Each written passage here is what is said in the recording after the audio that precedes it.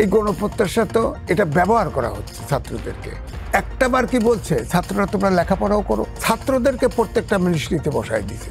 নারী সংস্কার আন্দোলনটা কি এখন ইমিডিয়েসি ছিল? দিয়ে তো সব ধর্মপ্রাণ মুসলমানদের খেপাই দিছে। 10 বছর পরে এই দেশে প্রবাসীও নেবে না কেউ।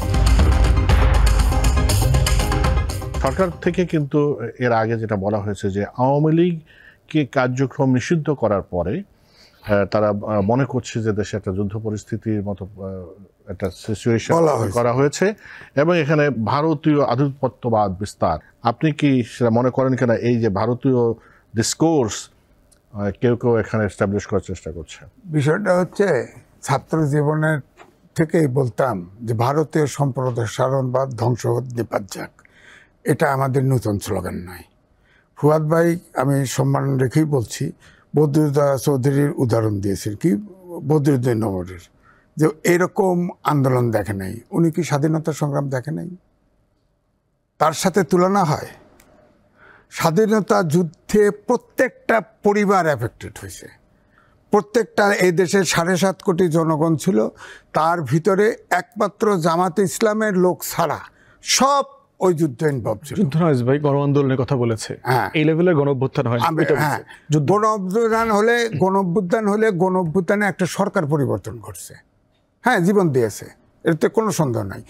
52 সাল থেকে 2024 সাল পর্যন্ত সব আন্দোলনের ছাত্ররা অগ্রভাগে ছিল, কিন্তু এই 24 সালের আন্দোলনের ছাত্ররা এত বিতর্কিত হয় নাই, অন্য কোনো আন্দোলনে হয় নাই।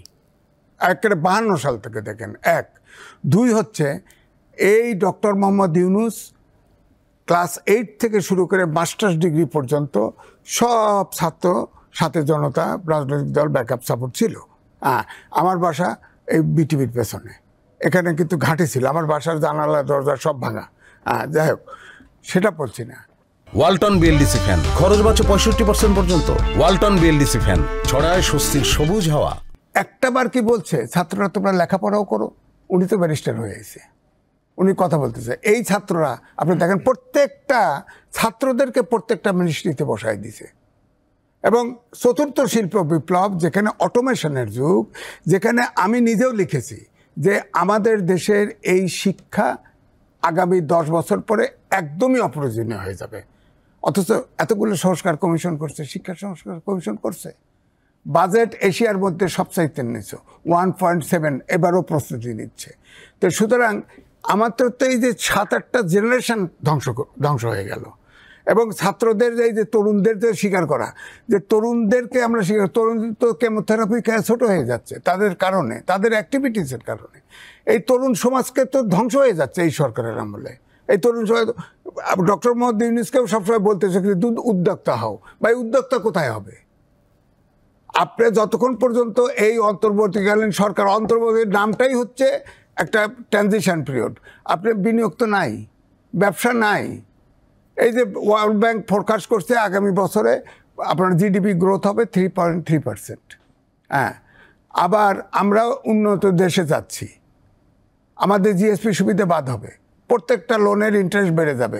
আমরা ইএন ভিত্তিক লোন নিছি $7.5 বিলিয়ন, এটা এখন ডলার ছেড়ে দিচ্ছে IMF এর প্রেশারে, এটা $12 বিলিয়ন হয়ে গেছে। তো আইন শৃঙ্খলা নিয়ন্ত্রণ নাই, সংস্কার নিয়ে লুকোচুরি খেলার মতো। হ্যাঁ, সংস্কার কমিশনের চাইছে, আমি জামাতের একটা প্রস্তাব ছিল, সব পার্টি দিচ্ছে, ওনাদের পার্টিও দিচ্ছে প্রস্তাব, সেগুলো নিয়ে আলাপ করতে পারতো। ওনারা একটা একটা করে বলতেছে অপ্রয়োজনীয় সংস্কার, সেটাও করে। নারী সংস্কার আন্দোলনটা কি এখন ইমিডিয়েসি ছিল?